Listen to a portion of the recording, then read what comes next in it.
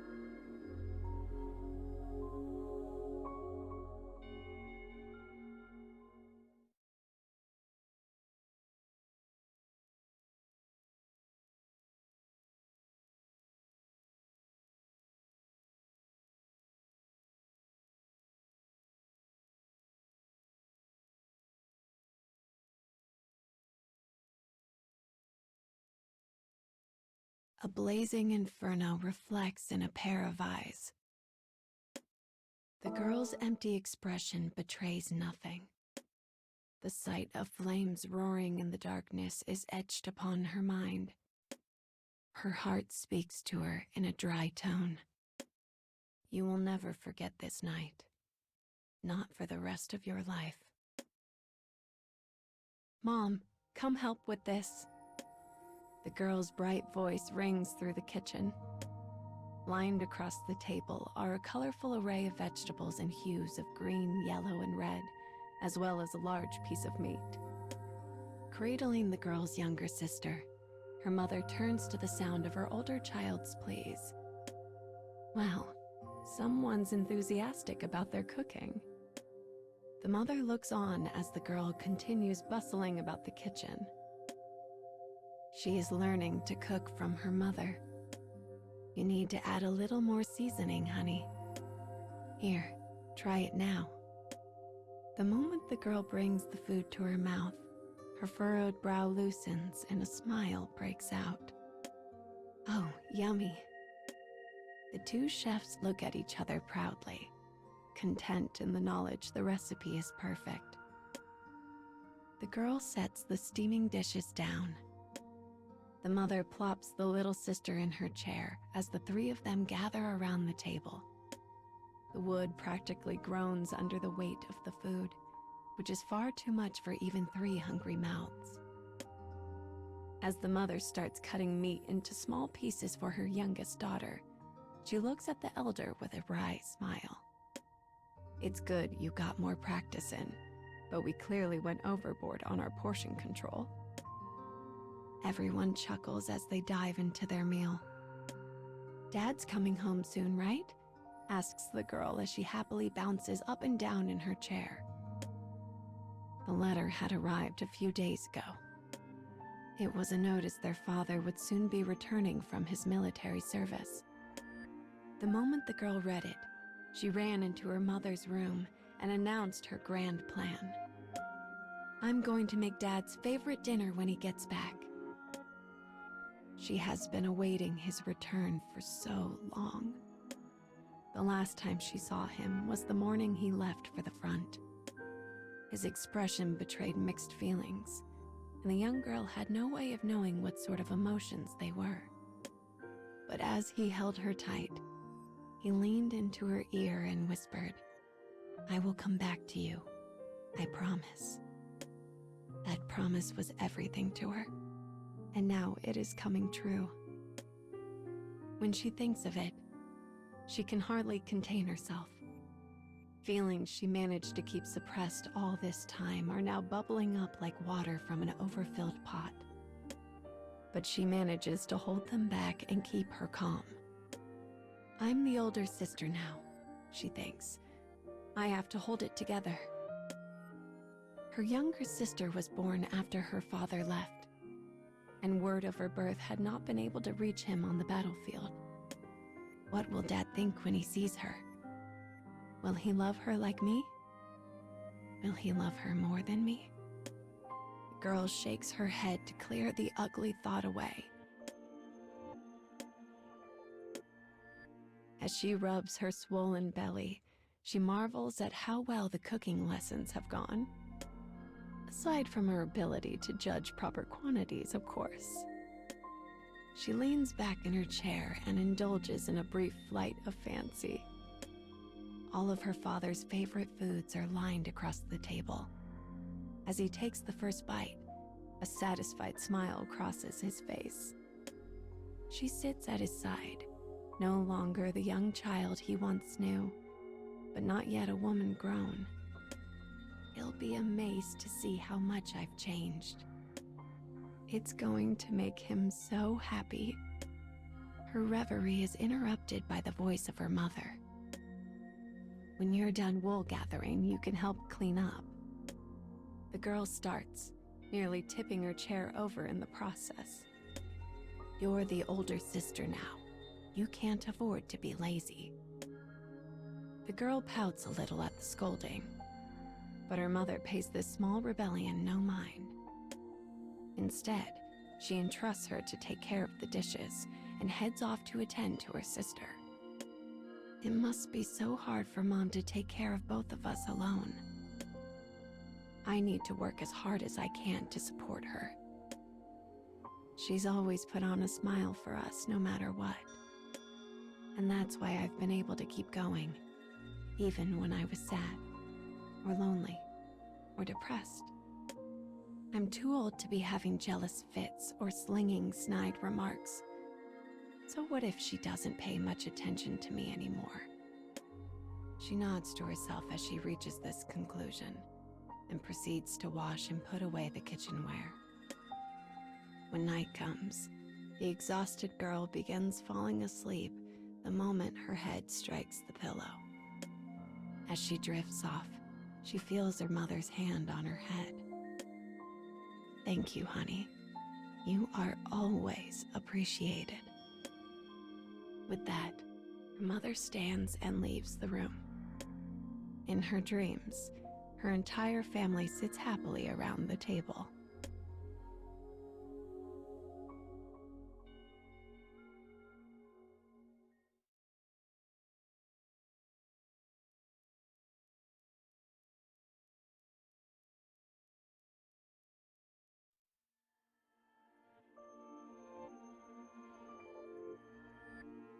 The girl stares out the window.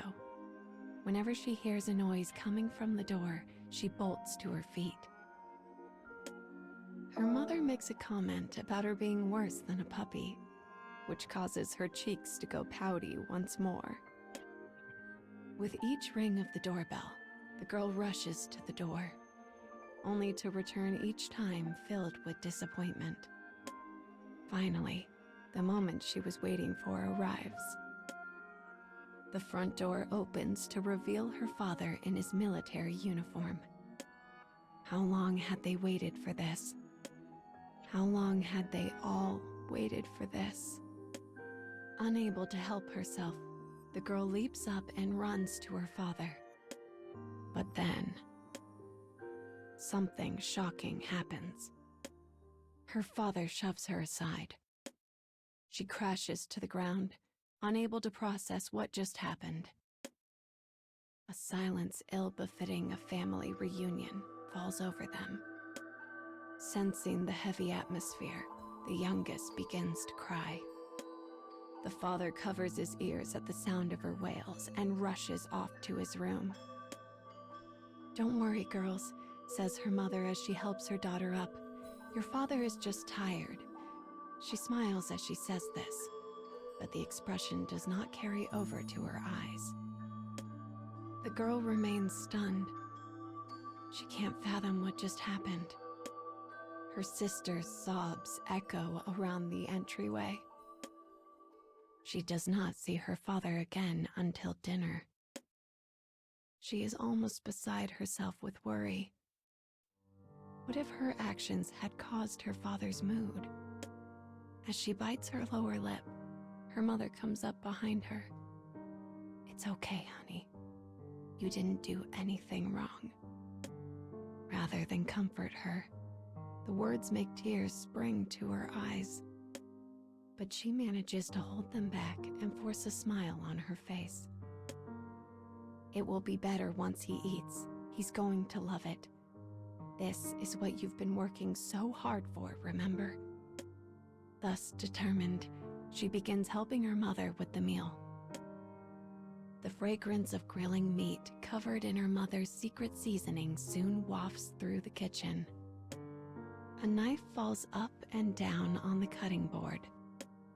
As the ingredients take on new forms, the girl's heart leaps wildly between anticipation and anxiousness. They put up the decorations they'd prepared around the room and pile the plates high with steaming warm food in order to celebrate the day. And then they await the guest of honor. Sometime later, he enters the room and takes his seat. The whole family is finally together again. But her father doesn't touch his food. Instead, he just sits there.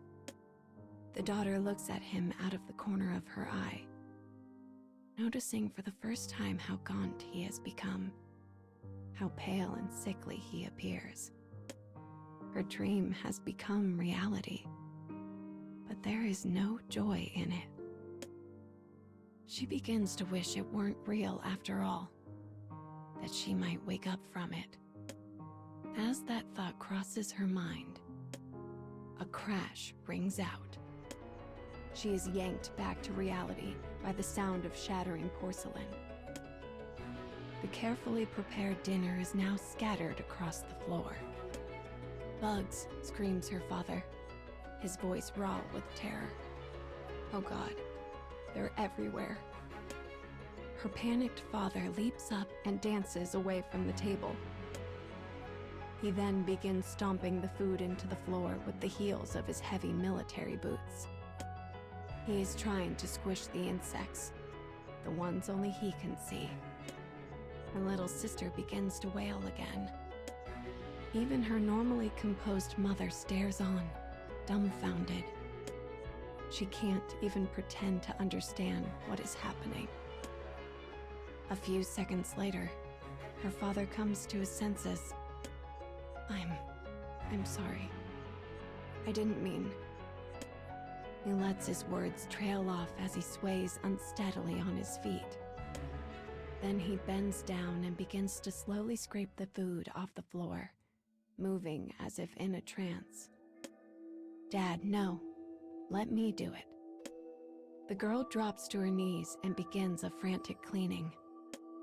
Her mother rushes to grab some rags, and for a brief, insane moment, it almost feels like everything will be okay. But then, ow, dang it. In her rush, the girl had cut her finger on a broken shard of plate, and now drops of blood spill down to the floor. The moment her father sees it, he turns to the side and vomits. When her mother returns, she finds a room filled with horrid smells, shrieking cries, and chaos. Her father stumbles from the house and into the night without even bothering to clean himself. He does not return until the next day.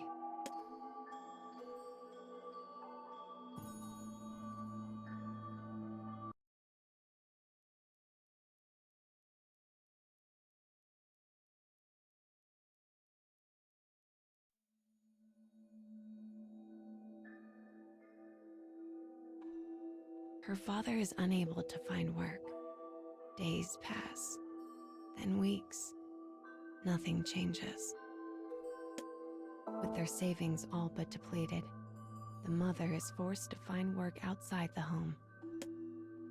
The job of watching over the younger sister falls to the elder. But youth has a way of forgetting trouble, and the little sister is constantly happy, vibrant, and full of life. Each time she begs her sister to play, it brings a bit of warmth to her tense heart. But there is also much pain as well. One day, she and her sister are playing with blocks.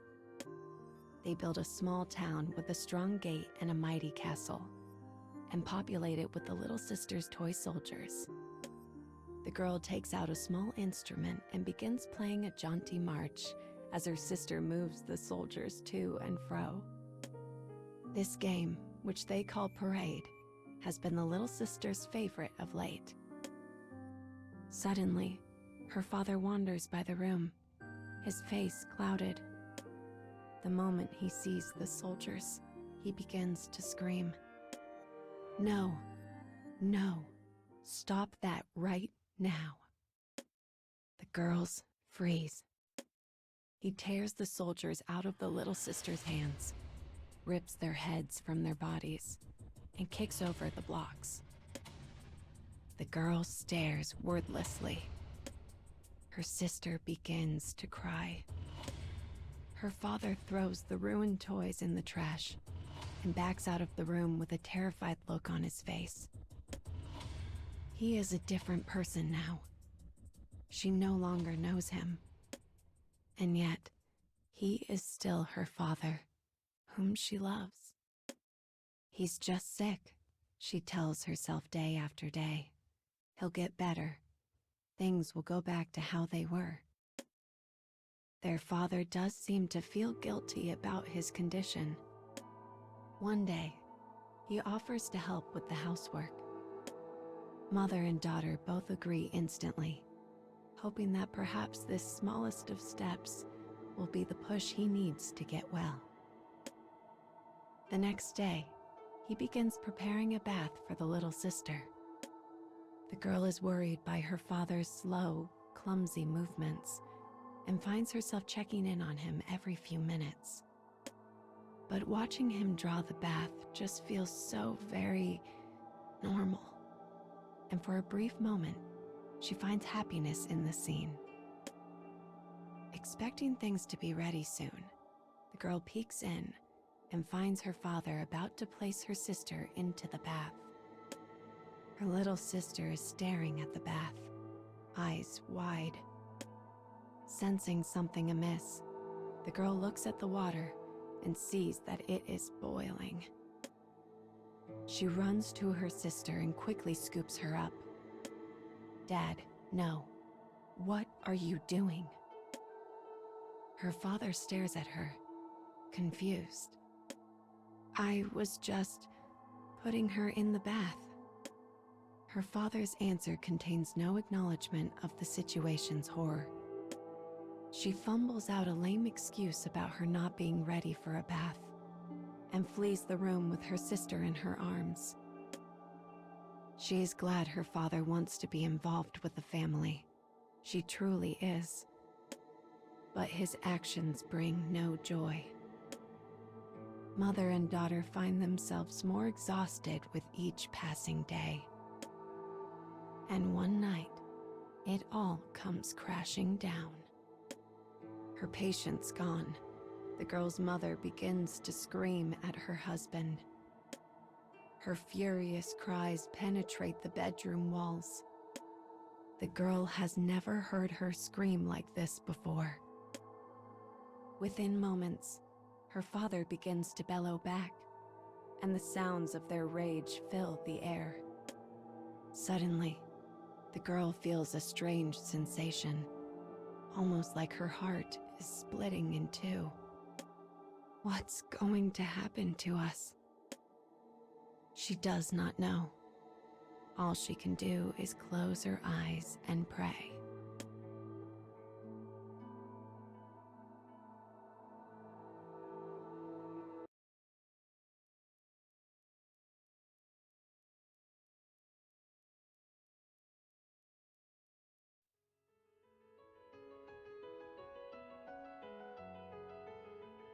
A strange crackling sound stirs her from sleep. Then she begins to cough. Smoke. That's smoke? Oh my God. The house is on fire. She wants to believe this is a nightmare. She wants to believe it with all that she is. But the heat will not let her. Dad. Mom. My sister. A moment later, she dashes out of her bedroom. Dad. Her father is standing in the living room. Flames lick up around him. Her mother's body lies still at his feet. Her father slowly turns to look at her. His eyes are two empty pools. His mind is gone. The girl stares at him, unable to act. The flames grow stronger. A vibration shakes the room. Something falls. Glass shatters. Finally, the girl snaps back to reality. She is standing in the middle of an inferno. Suddenly, her vision goes black. She smells a familiar, comforting aroma and realizes she is wrapped in her father's coat. He lifts her in his arms and sprints out of the house. When he sets her on the ground and unrolls the coat, her eyes are burned by the intensity of the flames. Her consciousness a whirl, she manages to croak out, My sister. She does not know if he hears her or not, but he turns around and runs back into the house. His silhouette is swallowed by fire. Time passes. A minute is an age.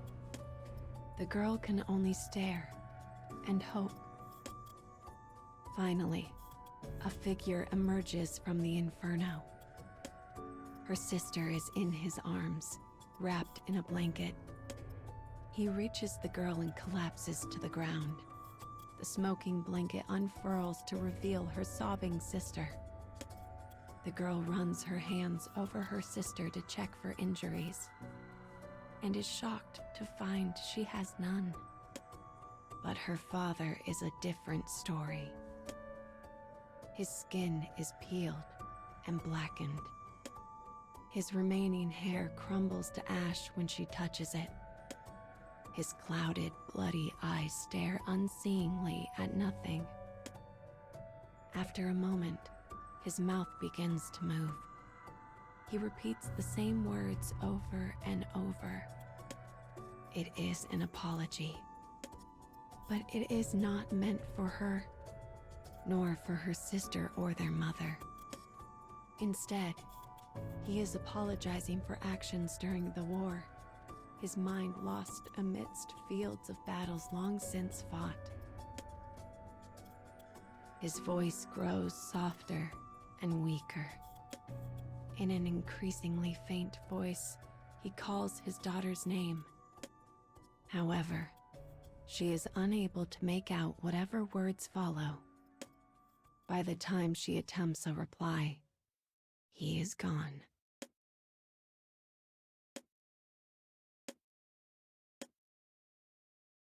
Some time later, she learns portions of what happened to him during the war. The orders he was given, young children clutching weapons, blood, gore, screams of pain, eyes staring up from the dirt. The eyes of little girls, girls much like his own daughter. Her father left the battlefield, but his spirit never did. Why? Why? Why? Why? Why? Why? Why? Why? Why? Why? Why? Why? Why? Why? Why? No matter how many times she asks, no one ever answers her. Perhaps there is no answer. Or at least, no answer that can roll the stone off her heart. The two girls stare at the smoking remains of their home. Sis? Where's Mom? Where's Dad? Her little sister looks up at her quizzically. They are now alone in the world. The girl smiles gently at her sister. Like her own question, hers has no answer. Yet she feels a resolve begin to build. I will make her happy, whatever it takes. She will never have to feel the way I do right now. She squeezes her sister's hand as she makes this silent vow. A vow that is now her entire reason for living.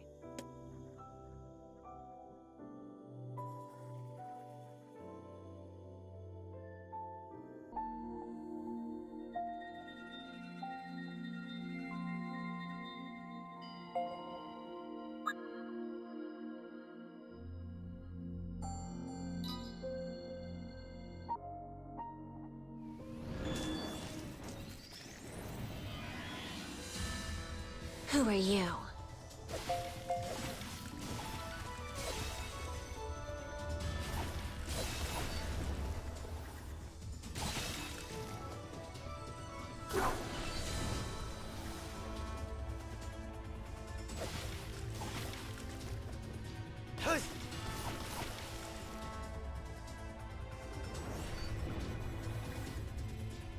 More of you?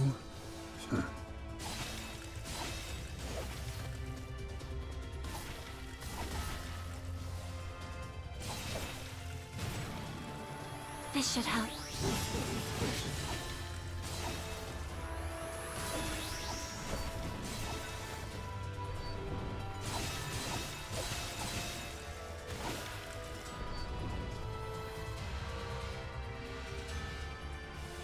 I'll kill them all.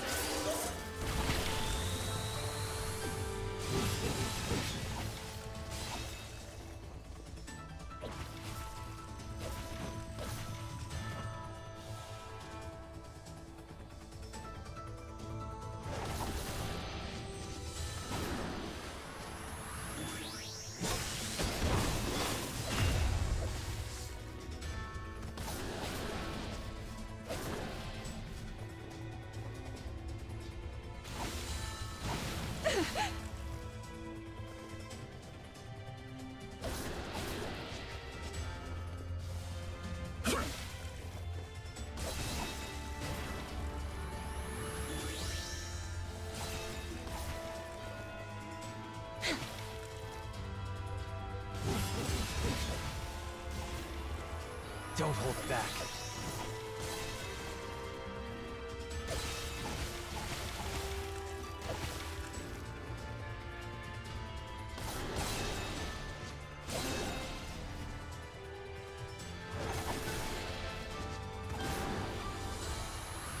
Help me out here.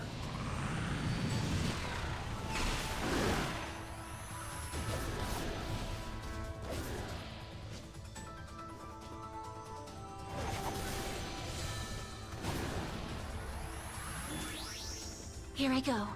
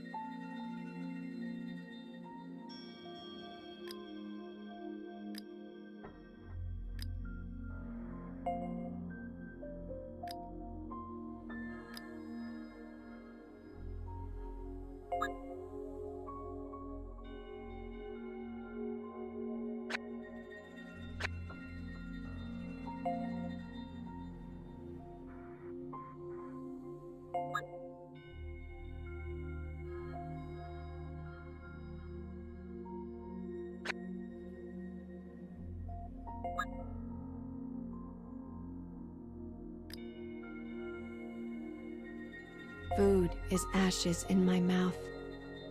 Music is a dirge.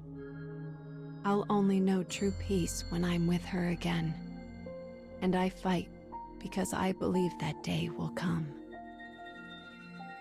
Food is I lost everything to that kingdom, and now have nothing to lose. That's why I'll fight to the bitter end. Food is ash, food is ash, food is ash. I lost everything to food is ash. If I tell you to get away from me, do it. I lose control when I see kingdom soldiers and can't be held responsible for what this twisted body does.